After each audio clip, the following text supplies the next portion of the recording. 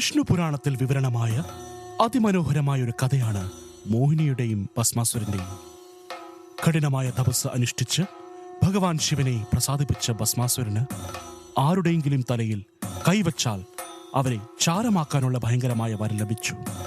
എന്നാൽ അഹങ്കാരത്തിന്റെ അന്ധതയിൽ ആ വരം ശിവനിൽ തന്നെയാണ് പരീക്ഷിക്കാൻ അവൻ ശ്രമിച്ചത്. ഭൂമണ്ഡലത്തിന്റെ സമതലാവസ്ഥ കാത്തു സൂക്ഷിക്കാൻ മഹാവിഷ്ണു മോഹിനിയായി അവതരിച്ചു. അപാര സൗന്ദര്യത്തിന്റെയും മായയുടെയും പ്രതീകമായി. മോഹിനിയുടെ ലാവണ്യത്തിലും ലാളിത്യത്തിലും വിറങ്ങലിച്ച ഭസ്മാസുരൻ അവളെ വിവാഹം കഴിക്കാൻ അഭ്യർത്ഥിച്ചു. മോഹിനി ഒരു നിബന്ധന മുന്നോട്ട് വെച്ചു. അവൾ അവതരിപ്പിക്കുന്ന ഓരോ നൃത്തചലനവും അവൻ കൃത്യമായി അനുകരിക്കണം. ആ നൃത്യലാസ്യത്തിന്റെ പരാകാഷ്ഠയിൽ മോഹിനി തന്റെ കരകമലം ശിരസിൽ സ്പർശിച്ചു. അവളുടെ ചലനം അനുകരിച്ച ഭസ്മാസുരൻ തന്റെ കൈ തലയിൽ വെച്ചതോടെ തന്റെ വരത്തിന്റെ ശക്തിയാൽ തന്നെ ചാരമായി ലയിച്ചു. അഹങ്കാരത്തിന്റെ നാശവും ദിവ്യമായ മായയുടെ വിജയവും പ്രഖ്യാപിക്കുന്ന ഈ കഥ ഇന്നത്തെ നൃത്താവിഷ്കാരമായി നിങ്ങളിലേക്ക് എത്തിക്കുന്നു.